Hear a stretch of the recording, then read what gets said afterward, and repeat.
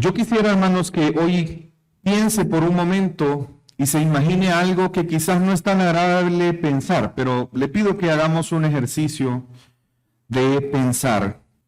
¿Cómo cambiaría su vida si usted supiera que el final de la misma se acerca? Si usted supiera que tiene poco tiempo, ¿cómo cambiaría su vida? ¿Qué cambios haría en su vida? ¿Qué cambios haría en su forma de pensar? ¿Qué decisiones tomaría? ¿En qué utilizaría su tiempo? De verdad, le pido que lo piense por un par de segundos. Probablemente algunos pensaríamos en aprovechar el tiempo al máximo compartiendo con nuestra familia. Probablemente algunos procuraríamos hacer algo que deseamos hacer y que nunca hemos hecho el tiempo para hacerlo. Probablemente otros procuraríamos tomarnos ese tiempo más tranquilo y bajar, como decimos, las revoluciones, ¿verdad? Pero no sé cuál al final pudiera ser su decisión. Lo que sí sé es que nuestra reacción vendría enfocada precisamente en esta conciencia de que tenemos poco tiempo. Y seguramente eso haría cambios en nuestra vida, en nuestro comportamiento, en nuestros hábitos del día a día. Porque cuando reconocemos que ya no tenemos mucho tiempo, eso cambia prioridades, eso cambia perspectivas, eso cambia en lo que es importante en realidad para nosotros. Pues esta mañana, hermanos, la palabra del Señor nos hace una exhortación en ese sentido, a que reconozcamos y que seamos conscientes que estamos en los últimos tiempos. No sabemos cuánto tiempo falta para que nuestro Señor vuelva, pero sí sabemos que estamos en los últimos tiempos. Y esa conciencia de saber que estamos en los últimos tiempos debe de hacernos ordenar prioridades, cambiar perspectivas y probablemente vivir de una forma que quizás no hemos estado viviendo. Porque seamos sinceros, todos planificamos y pensamos en el futuro. Pero ¿quién de nosotros puede garantizar que el Señor no venga en 10 minutos? Nadie lo sabe. Pero sí sabemos que Él volverá. Y sabemos que estamos en los últimos tiempos. Y por lo tanto, eso requiere y demanda de parte del Señor que vivamos de cierta manera. El título del sermón en esta mañana es: usemos los dones en favor de los unos y los otros. Usemos los dones en favor de los unos y los otros. Quiero pedirle que podamos ir a nuestra Biblia, que pueda abrir la palabra de Dios. Y vamos a estar meditando en la primera carta de Pedro, primera de Pedro 4, versículos 7 al 11. ¿Cuál es mi objetivo en esta mañana, hermanos? Que la palabra de Dios nos anime. Seamos animados cada uno de nosotros, seamos convencidos que debemos ser buenos administradores de la gracia de Dios, sirviéndonos unos a otros para la gloria de Dios. Y quiero comenzar con una pregunta. ¿Cómo vivir en estos tiempos? Si todos nosotros somos conscientes que estamos en los últimos tiempos, ¿cómo debemos de vivir? Y antes de contestar esta pregunta, quiero hacer una remembranza acerca de la primera carta de Pedro. Quiero hablarles un poco del contexto. Esta carta fue una carta escrita a los creyentes, era una carta escrita a los creyentes de el área de Asia Menor. No era escrita específicamente para una iglesia, sino para varias regiones. Y los lectores estaban viviendo cierta persecución por su fe. Estaban sufriendo padecimientos que estaban vinculados con su fe. Y se cree que estos padecimientos no era por algo en específico, sino que tenía que ver con lo que la iglesia estaba experimentando, producto de ser fieles a Cristo. y algunos de ellos se cree que estaban, por lo que la misma carta dice, que estaban experimentando insultos. Otros estaban enfrentando acusaciones falsas de supuestos delitos.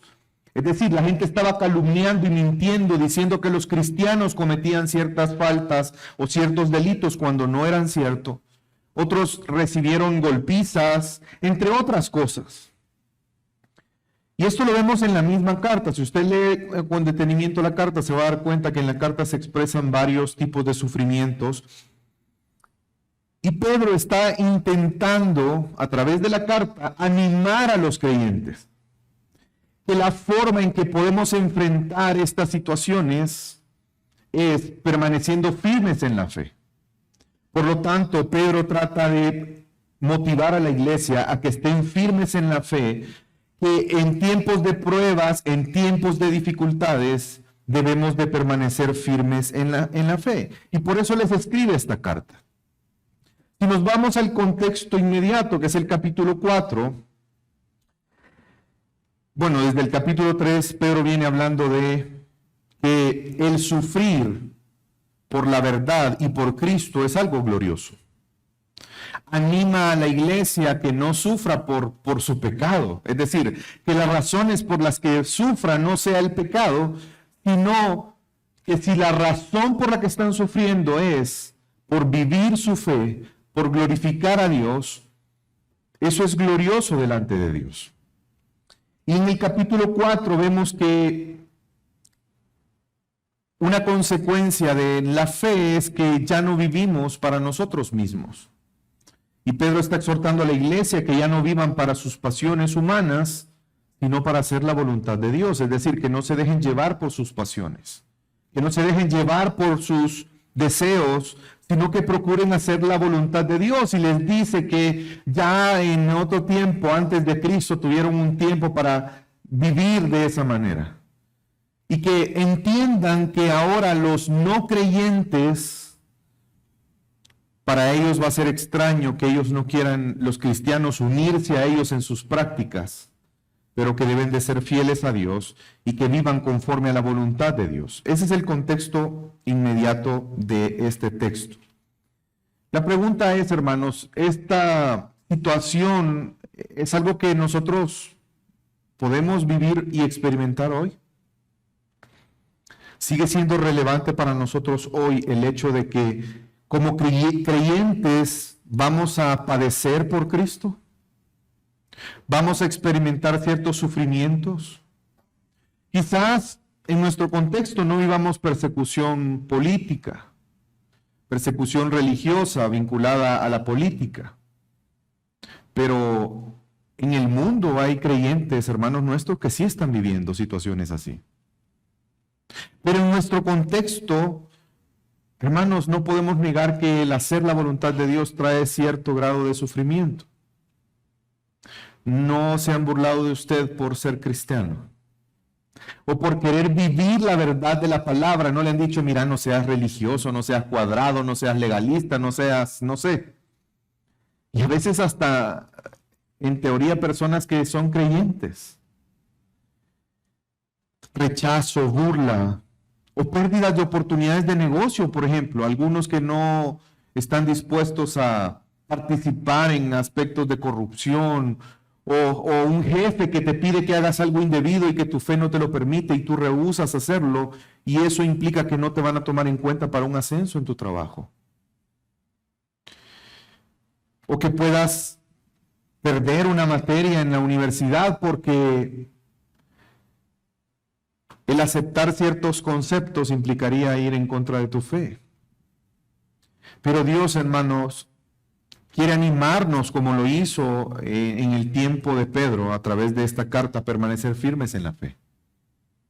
A que podamos enfrentar cualquier tipo de situaciones en las que estamos viviendo en este momento, siendo fieles a nuestra fe, fieles a Cristo, y que seamos coherentes a la verdad del Evangelio que tú y yo creemos. Y eso implica el ser conscientes que el hecho de que estamos en los últimos tiempos requiere una respuesta a la forma de vivir. Y que parte de cómo vivimos nuestra fe y permanecemos fieles a Dios tiene que ver en cómo nosotros nos relacionamos unos a otros, como lo hemos estado aprendiendo en esta serie. Quiero que me acompañe, vamos a leer el primer versículo del texto en el cual vamos a estar meditando. Específicamente me refiero al versículo 7.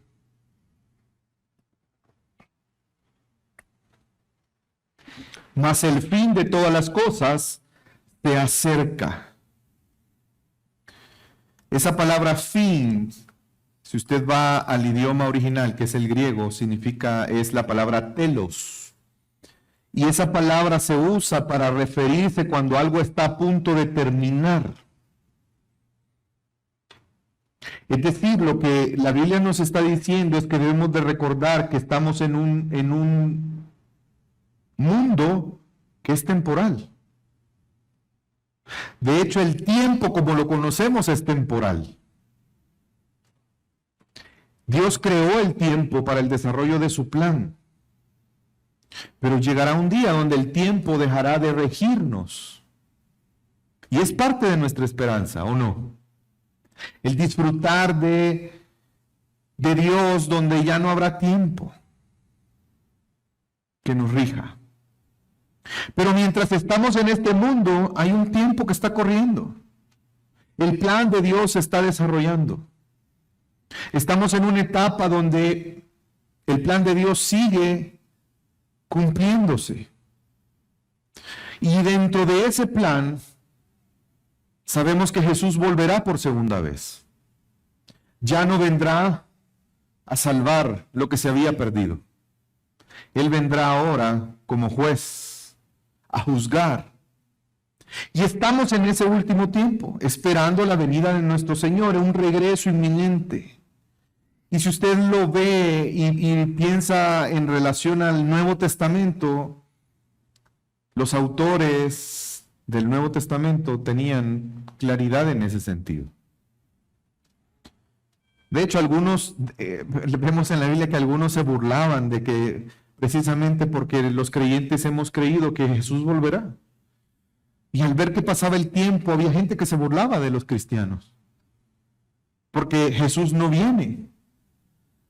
Pero es que recordemos, hermanos, que Dios creó el tiempo. El tiempo no rige a Dios. Dios ha establecido los tiempos. Y Dios ha establecido un tiempo donde Cristo volverá. Tú y yo no lo sabemos, pero estamos seguros que va a pasar. Sabemos que Jesús vendrá por segunda vez y habrá una nueva creación. Cielos nuevos, tierra nueva. Y todos los que estamos en Cristo seremos parte de eso. Pero mientras estamos en este mundo y eso no sucede, no sabemos cuándo, no debemos de hacer como que no va a pasar, y ese es el punto. Tú y yo tenemos que ser conscientes, como lo dice el texto, que el fin se acerca. Hermanos, eso da un sentido de urgencia. Eso tiene que darnos un sentido de urgencia. Es lo que en teología se conoce como el ya, pero todavía no. Ya somos salvos en Cristo, pero esa salvación todavía no se ha perfeccionado. Ya somos santos en Cristo, pero nuestra santidad todavía no se ha perfeccionado. Estamos en un proceso de santificación, pero llegará un día donde tú y yo seremos santificados de tal manera que no habrá maldad en nosotros, no habrá pecado, no habrá corrupción, y ya no tendremos nada que ver con el pecado. Pero tenemos que reconocer, hermanos, que estamos en los últimos tiempos. Y eso va a hacer que enfrentemos nuestro día a día de forma diferente. Quiero darle un ejemplo. Todos saben acerca de este famoso barco, el Titanic, ¿sí? Probablemente usted vio la película, ¿sí? Yo creo que la gran mayoría vio la película. Quiero usar ese ejemplo porque creo que puede recordar, obviamente ninguno de nosotros estuvo ahí, pero a través de la recreación de la película usted puede hacerse una imagen de lo que pretendo comunicarle. Algunos ya se están imaginando en en la proa, creo que se llama, ¿verdad? Del barco. Esa escena famosa. No, hermano, no le quiero hablar de eso. Espérenme. En el momento donde les anuncian que el barco se va a hundir, hermanos, tendría sentido que dijéramos, bueno, ya se va a hundir el barco, ¿por qué no aprovechamos y lustremos los zapatos? ¿Alguien haría eso? O alguien que diga, bueno, ¿por qué no nos echamos una siesta aprovechando que ya se va a hundir antes de hundirse? Durmamos porque no sabemos. No tendría sentido. No tendría sentido decir, bueno, voy a aprovechar a ir al restaurante porque seguramente no va a haber mucha gente y voy a aprovechar a comerme todo. Esa conciencia de que está a punto de hundirse el barco hará que prestemos atención a las cosas importantes. Y eso es lo que este texto trata de hacer con nosotros. El recordar que estamos en los últimos tiempos es que pongamos la mirada en las cosas que son importantes. En la forma en que debemos de vivir, el ser conscientes nos hace prestar atención en lo que es importante en este tiempo en el cual estamos viviendo cada uno de nosotros. ¿Y cuál es la respuesta ante la conciencia de que estamos en los últimos tiempos? Leamos el versículo 8. Bueno, la parte final del 7, perdón. Sed pues prudentes y de un espíritu sobrio para la oración. Sobre todo, ser fervientes en vuestro amor los unos por los otros, pues el amor cubre la multitud de pecados. Sed hospitalarios los unos con los otros, sin murmuraciones. Quiero que vea que está dando una lista de imperativos. Sed. Algo que tenemos que hacer. ¿Qué tenemos que hacer? En primer lugar, ser prudentes y sobrios en oración. ¿Saben que la prudencia aquí tiene que ver con un pensamiento estable, sereno? Es que recordemos el contexto, hermanos. Tú y yo estamos en un mundo donde nos van a rechazar. Vas a ser tentado a cambiar tu forma de pensar, sustituir la verdad por la mentira para tratar de amoldarte y sufrir lo menos posible en este mundo. Probablemente tú vas a tener la convicción de decir, no, yo voy a permanecer firme en mi fe. Pero cuando empieces a vivir consecuencias de permanecer firme en tu fe, probablemente vas a ser tentado a retroceder. Es por eso que somos llamados a no entrar en pánico, a ser sobrios. Qué interesante es que la prudencia, y habla de dos características, prudentes y sobrios, pero ambos para la oración, sobrios en espíritu. Esa sobriedad implica el ser racionalmente controlados. Pero fíjense que el punto no es ser sobrios para actuar, ser prudentes para actuar, sino el llamado es ser prudentes y sobrios para la oración. Es decir, estar concentrados en ese tiempo de dependencia de Dios. En momentos de angustia, de tribulación, esos son momentos donde tenemos que buscar al Señor. Pero hacerlo de una manera sosegada. Ser sobrios hace un énfasis o está haciendo una analogía. ¿Qué es una persona sobria? Normalmente, ¿para qué se ocupa esa frase? Lo contrario de sobrio, ebrio. Exactamente. Y está haciendo una analogía porque el estar ebrio en la Biblia a veces se ocupa como una analogía de perder el control. Una persona ebria pierde el control de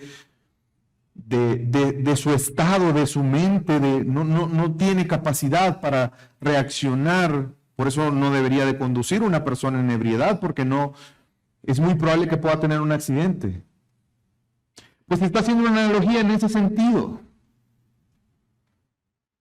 Y la ansiedad, fíjense que también es lo contrario a la prudencia. Una persona ansiosa muchas veces expresa esa ansiedad en comer. No sé si a usted le pasa. Parece, hermanos, que algunos pasamos más ansiosos de lo que deberíamos de pasar. Pero pasa que a veces la forma en que vas a lidiar con la ansiedad es, por ejemplo, comiendo.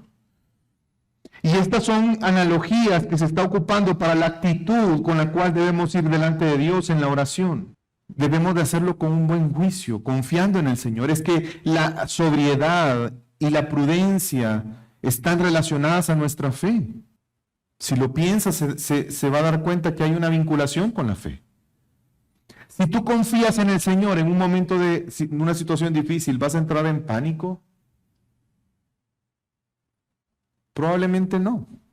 Seguramente no. Y eso es lo que está haciendo referencia a este texto. La característica de confiar en el Señor. Y la importancia de la oración, hermanos. Algo que es indispensable para nosotros. Pero quiero que vea en el versículo 8 que nos está haciendo pensar que la oración es importante, pero hace un énfasis en, pero sobre todo, ¿lo ve? ¿Y saben por qué ese énfasis? Porque para nosotros sería muy cómodo decir, bueno, voy a orar, está bien. Como cuando sabemos que el hermano tiene una necesidad material y le decimos, voy a orar por ti, hermano. Voy a orar para que el Señor, hoy sé que no tienes para comer, pero voy a orar como Dios es todopoderoso, ¿verdad? Voy a orar para que hoy al salir del servicio tú te sientas lleno en tu estómago. Y que no te dé hambre. No es esa la actitud que Dios espera de nosotros. Claro que tenemos que depender de Él en oración, pero también tenemos que obrar ciertas cosas como una respuesta a nuestra fe en Él. Y menciona dos cosas más. Menciona el amar, pero da un calificativo. ¿Cuál es el calificativo, hermanos? ¿Cómo debemos amar? Fervientemente. ¿Saben qué significa amar fervientemente? Es un esfuerzo constante, permanente en cuidar, mostrar el amor a través del cuidado. Es un esfuerzo permanente y constante en cuidar. Si hay algo en que nos ayuda a entender esta frase es el amor que sentimos por nuestros hijos. ¿Hay un cuidado ferviente para ellos? ¿Un amor ferviente? Sí. Cuando se enferman. Desvelos, ¿verdad? Pero lo hacemos. ¿Por qué? Por el mismo amor. Pues hermanos, somos llamados a amarnos fervientemente. Un amor ferviente los unos por los otros. ¿Cómo podemos mostrar un amor ferviente por nuestros hermanos? Bueno, orando por ellos. Es una forma de mostrar amor. Pero hermanos, ¿cómo vamos a orar por nuestros hermanos si no sabemos ni cómo se llaman? Si no sé qué situación tiene. No me doy cuenta si está enfermo o no está enfermo. Pero también mostramos un amor ferviente a través de servir a otros, porque es una forma de cuidar. Cuando procuramos el bien de nuestros hermanos, cuando invertimos tiempo en compartir, es una forma de amar fervientemente. Es que entendamos, requiere un esfuerzo, sí, sobre todo en una ciudad como en la que vivimos, donde hay un tráfico terrible y las distancias no son tantas, pero el tráfico las triplica. Hermanos, pero amémonos fervientemente, hagamos un esfuerzo. Así como cuando recuérdense los que ya no estamos tan jóvenes, cuando andábamos detrás de una joven Yo me recuerdo cuando éramos amigos con Tania, yo hacía esfuerzos. Mi universidad y la de ella estaban de punta a punta, pero a mí eso no me importaba. Yo iba a la universidad, en un momento tenía un ratito, 15, 20 minutos nos veíamos. Y tenía que agarrar 3 buses, tenía que... Por 15 minutos, hermanos. Hermanos, amémonos fervientemente, los unos a los otros. ¿Saben que el amor ferviente implica el hecho de saber resolver nuestros problemas? Porque note lo que dice después de el mandato o el imperativo de amarnos fervientemente los unos a los otros. ¿Qué dice después? ¿Qué dice? Porque el amor cubre multitud de pecados. Si algo va a ayudar en que tú y yo no nos dividamos, es el amor. Y no está diciendo, no lo malinterpretemos, que debemos de obviar el pecado, sino más bien que el amor hace que haya perdón. ¿No les parece interesante que el perdón de nuestros pecados está vinculado con el amor de Dios? De tal manera amó Dios al mundo. ¿Qué hizo? ¿Para qué? En esto consiste el amor, en que aún siendo pecadores, Cristo murió por nosotros. Y ese mismo amor que tú y yo hemos recibido de Dios, que implica el perdón, es el mismo amor que debe de haber entre nosotros, que implica el perdón los unos a los otros ante el pecado. No significa que no vas a exhortarlos, de hecho hemos estado aprendiendo de eso. No significa que no vas a confrontar en amor el pecado del hermano, pero sí significa que ese pecado no te va a dividir con tu hermano. Justo en estos días, yo busqué a un hermano en el que mi corazón había algo en contra de él. Y le soy sincero, lo hice porque el Señor me confrontó una y otra y otra y otra vez. Ya para mí era una carga. Yo le decía al Señor, Señor, ya no me digas de eso. Imagínense en el contexto de esta serie, en cada semana, cada predicación. Hasta que yo dije, le estoy contando porque no crea que para mí, hermanos, pasé meses luchando con esto. Pero no le niego que fue para mí una bendición el haberlo hecho. ¿Tenía razones? Sí. Es decir, yo podía justificar mi actitud, sí, porque fue él el quien decidió separarse, alejarse, fue él el que falló ante mis ojos. Y yo queriendo justificar por una falsa piedad, cuando en realidad yo tenía un problema contra él en mi corazón. Pero así como Cristo nos ha amado, hermanos, tenemos que amarnos. Y le aseguro que lo que esta persona pudo haber hecho en contra de mí y lo que yo pude haber hecho en contra de él no se compara con todo lo que Jesús ha perdonado hacia mí. Hermanos, amémonos fervientemente. Esforcémonos por glorificar a Dios de esta manera. Y tienes que preguntarte tú, así como yo me lo he estado preguntando, ¿estoy amando a mis hermanos fervientemente?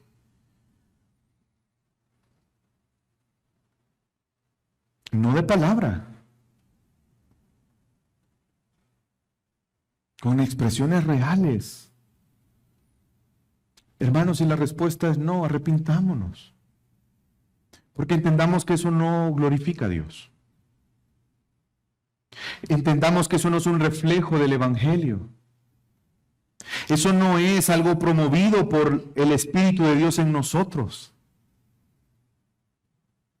Pero además da otro ejemplo, ser hospitalarios. Obviamente en el contexto de este tiempo era importante la hospitalidad porque usted se imagina recorrer distancias que no había medios de transporte como los de hoy, los vehículos que podemos recorrer tanta distancia en cierto tiempo, ya no digamos si tomamos un avión. Y eso hacía necesaria la hospitalidad. Bueno, lo vimos en el libro de Hechos. ¿Cuántas veces Pablo tuvo que hacer paradas antes de llegar a donde él quería llegar? Pastor, pero hoy como ya no es esa circunstancia, ya no es necesario ser hospitalario. Pues quizás en ese sentido no siempre, porque le tengo una buena noticia. El acercarnos a otros hermanos, a otras iglesias y trabajar juntos va a implicar que probablemente hermanos tengan que venir en algún momento y que no sean de la ciudad. Y de hecho algunos de ustedes ya han hospedado hermanos. Pero no solamente quiero que lo vean desde esa perspectiva, sino el hecho de ser hospitalarios con nuestros propios hermanos. ¿Está usted dispuesto a abrir las puertas de su casa para ser hospitalario con su hermano y compartir un tiempo? ¿Cuándo fue la última vez que invitaste a un hermano a tu casa? Si es que hemos invitado a algún hermano a nuestra casa. Hermanos, entendamos que estamos en los últimos tiempos. Esto es importante. ¿Saben por qué es importante? No por únicamente el bienestar de nuestros hermanos, no solamente por la bendición que nosotros podamos recibir, hay una razón mucho más grande que esta, ¿y saben cuál es? El cumplir el propósito por el cual Dios nos ha dejado en este mundo, que es glorificarle a Él, honrarle a Él, ser luz. No es, y de hecho no pretende dar una lista exhaustiva y entonces tengo que cumplir estas 3 cosas y quizás alguno de nosotros pueda salir bien librado con alguna de estas 3 cosas o con la mayoría de estas cosas.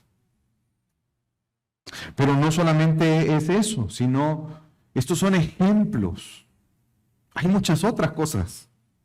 Y lo vemos en el versículo que continúa, nos quedamos en el versículo, ¿cuál sigue? Muy bien, el 10. ¿Qué dice el 10? Según cada uno ha recibido un don especial, ¿qué tenemos que hacer con él? Enterrémoslo. Cuidémoslo para que no se pierda. Es que está muy bonito y no quiero que se desgaste. Como las señoras que compran un par de zapatos hermoso y lo guardan y no lo quieren usar para que no se le arruine. Eso es lo que Dios nos está diciendo. ¿Qué tenemos que hacer con él, hermanos? Úselo. No, entonces me lo voy a devorar para mí o voy a aprovechar y me lo voy a poner cada vez que pueda. Aunque no salga de la casa, pero voy a aprovechar a pasar enfrente del espejo, me voy a tomar fotos, selfies.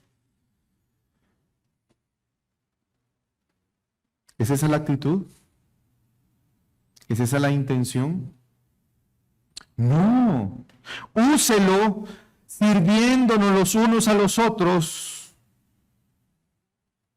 como lo que Dios espera de nosotros. ¿Qué es lo que Dios espera de nosotros? Que seamos buenos administradores de la gracia de Dios. Hermanos, ¿hay alguna razón por la que merezcamos que Dios nos dé dones?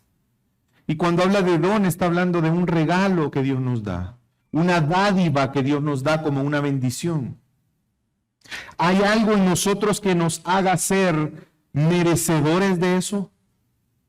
¿Hay algo en nosotros que haga que Dios nos deba dar esto? ¿O todo lo que tenemos es por gracia de Él? Y lo que nos está recordando esto es esa verdad. Lo que de gracia recibimos, debemos darlo de gracia, hermanos. Si tú tienes dones que Dios te ha dado, y ahí entra conocimientos, entra habilidades, o inclusive disposición. Hay personas que tienen la disposición de ser muy hospedadores. Pero esa disposición podría volcarlo a su familia, por ejemplo, a su familia natural. Lo que Dios nos está diciendo aquí, nos está recordando que Él es el Señor. Que lo que tenemos tú y yo, Él nos lo ha dado y nos lo ha dado con un propósito. El hecho de servir. ¿Sabe qué es esa palabra servir? De ahí viene la palabra diácono. Está hablando de servir al deseo o las necesidades de los demás. Hermanos, ¿estamos usándolos correctamente los dones? Porque todos nosotros tenemos dones que Dios nos ha dado. Conocimientos, habilidades, inclusive bienes. Seamos buenos mayordomos. El mayordomo era alguien que servía normalmente administrando una casa. Un ejemplo claro era José. ¿Se recuerda de José? José en la casa de Potifar era un mayordomo. Él tenía la administración de la casa. Lo que hoy quizás en este tiempo sería un gerente de una empresa. No siempre los gerentes son dueños de las empresas. Hay personas a quienes contratan para que administren la empresa. Pero pensemos, hermanos, ¿qué problema hay? Que un mayordomo, un administrador, se considere dueño de lo que está administrando cuando no lo es. ¿Qué piensa usted si usted tiene una persona en casa que le ayuda y de repente ya no hay nada de comida? ¿Le ha pasado? La molestia no es que la persona coma. La molestia es que la persona se coma todo y no deje para nadie. Normalmente decimos que abusiva esa persona, ¿verdad? ¿Por qué decimos que abusivo? O aquel empleado que le asignan un carro, se ve mucho en temas de gobierno, ¿verdad? Usted ve en las vacaciones de Semana Santa varios carros ahí de placas nacionales andando para arriba y para abajo, asignados a una institución de gobierno. Eso es un mal administrador. Porque ese recurso ha sido asignado con un propósito. Y cuando se usa para un propósito diferente al que el dueño lo asignó, porque el que tiene la potestad de asignarlo es el dueño podría decir, te voy a dar este vehículo y usarlo como querrás. Es más, hace como que es tuyo. A que le diga, puedes usar este vehículo tales días, de tal horario, para tales fines. ¿Hay diferencia en eso, hermanos? Entonces, en el contexto de lo que estamos aprendiendo, Dios nos ha dado dones, amén. Él es el Señor. ¿Esos dones son nuestros? ¿O son asignados a nosotros con un propósito? ¿Cuál es el propósito? La edificación de la iglesia. Ponerlos al servicio de mis hermanos. ¿Yo puedo beneficiarme de ese don? Sí. Pero como buen administrador, el Señor ha querido ponerlo a disposición a través de mí, de los demás. Es que la gracia se manifiesta en la iglesia, en nuestras vidas, cuando se ejercen los dones. Porque somos edificados mutuamente. ¿Se recuerdan cuando veíamos que la iglesia es como un cuerpo? No todos van a ser manos, no todos van a ser ojos, no todos van a ser pies. Pero el cuerpo se beneficia de la función de cada uno. Hermanos, nuestra congregación se beneficia de los dones que tú tienes. La pregunta es si tú estás siendo un buen administrador o no. Ese es el punto. Si se dan cuenta, el punto de discusión no es si tú tienes dones, es que los tienes. El punto es si tú estás usándolos correctamente como un buen administrador. Reconociendo que no somos dueños. Es que, hermanos, no nos pertenecemos a nosotros mismos. No somos dueños del tiempo, no somos dueños de los recursos que tú y yo tenemos. Y saben que el hecho de que Dios nos pida ofrendarle a Él es precisamente un recordatorio en este punto. Todo lo que somos, todo lo que tenemos es por Él y para Él. ¿Que podemos usarlo? Sí, pero es Él el dueño. No somos dueños de el tiempo, no somos dueños de nuestro futuro, no somos dueños de nuestra propia vida. Hermanos, seamos buenos administradores, sirviéndonos unos a otros. Y esto solo se puede cumplir, hermanos, en dependencia a Dios. Y solo tiene que haber una motivación para vivir esto: glorificar a Dios. Fíjense que Pedro divide el servicio dio algunos ejemplos, pero termina siendo abarcando todo esos dones, clasificándolos en dos. Es decir, tú y yo podemos vivir esto que estamos aprendiendo solamente en dependencia de Dios. Y los une a dos grandes grupos para decirnos cómo hacerlo. Quiero que leamos ahora el versículo 11. Y te vas a dar cuenta que lo divide en dos grandes grupos: el hablar y el servir. Es decir, los dones se van a expresar en dos grandes formas. Una que va a implicar hablar y otra que va a implicar servir. Y ahí podemos encajar muchas cosas. Por ejemplo, la misión de nuestra congregación, que es una misión no exclusiva de nuestra congregación, sino que es lo que la Biblia dice que debemos hacer. Colosenses 1, 27, 28. A este Cristo proclamamos, aconsejando. ¿Se recuerdan? En ese texto habla de tres cosas: proclamar, aconsejar y enseñar. Proclamar es proclamar el Evangelio, aconsejar la palabra de Dios y enseñar la palabra de Dios. Tú puedes proclamar, aconsejar y enseñar sin hablar, a menos que tengas el don de la telepatía. Sé que lo puedes hacer escribiendo, pero entendemos, ¿verdad? Va a implicar hablar. Entonces, por eso Pedro organiza en dos grandes grupos: hablar y ministrar. Y mire lo que dice el versículo 11. El que habla, que hable lo que se le dé la gana. Que hable lo que la psicología, los últimos descubrimientos de la psicología.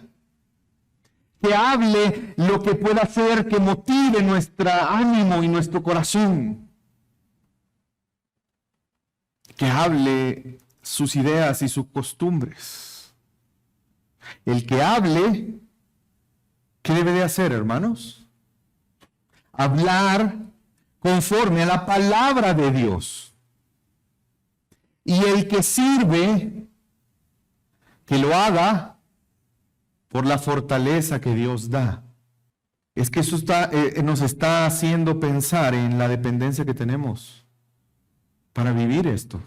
Sin la palabra de Dios no podríamos cumplir el propósito de el hablar para edificar a nuestros hermanos. Qué triste es cuando hay una predicación vacía de la palabra y llena de experiencias, de chistes, de palabras motivacionales.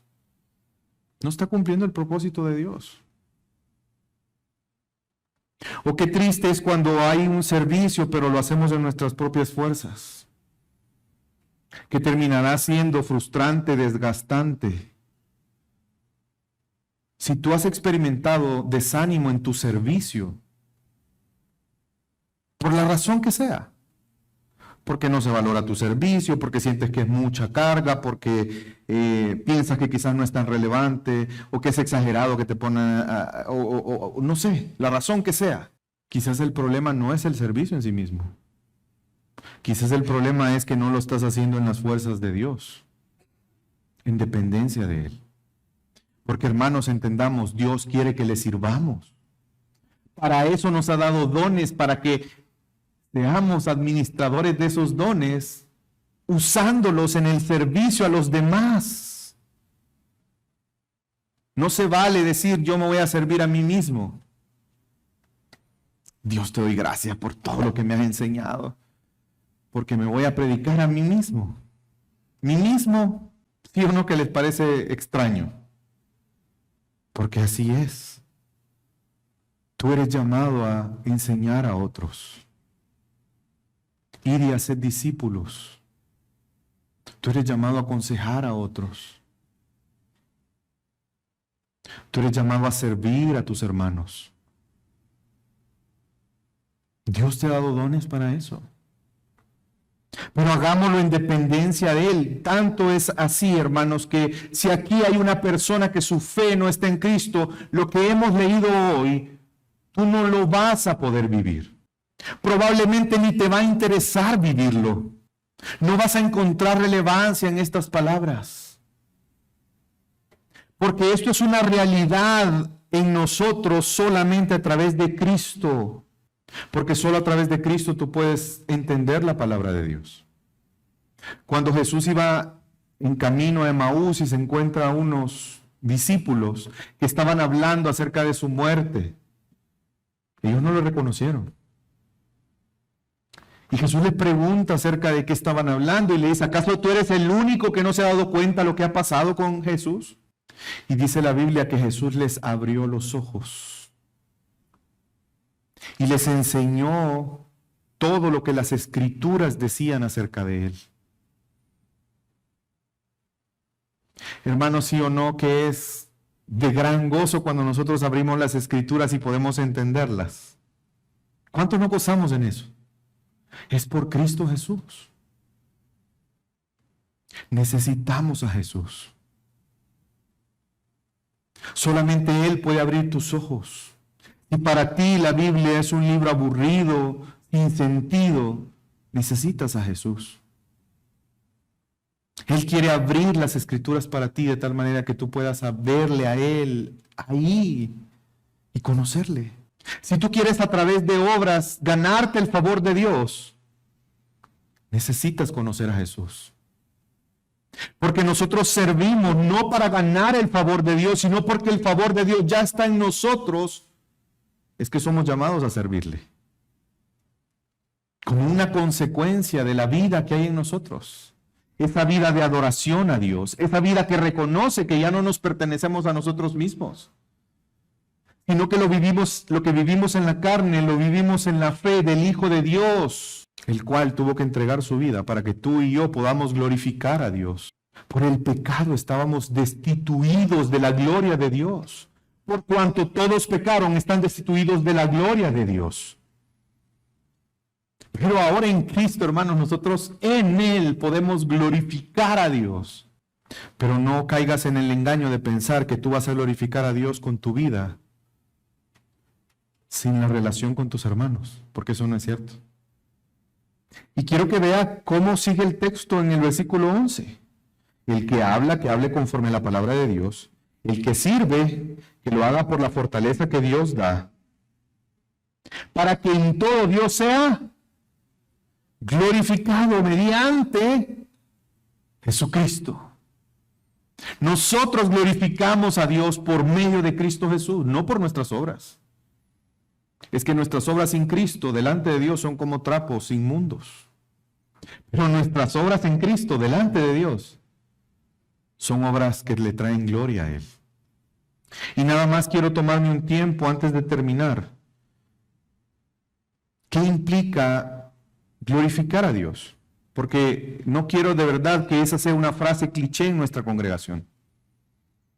¿Qué es la gloria de Dios? Glorificar a Dios es darle gloria, pero ¿qué es la gloria? Bueno, la gloria de Dios es lo que hace a Dios ser Dios. Lo que hace único a Dios, esa es su gloria. Hermanos, ¿qué hace único a Dios? Lo que se conoce como sus atributos o sus perfecciones. ¿Cuáles? Él es eterno, Él es omnipotente, Él es amor, Él es recto, Él es justo. Esa es su gloria.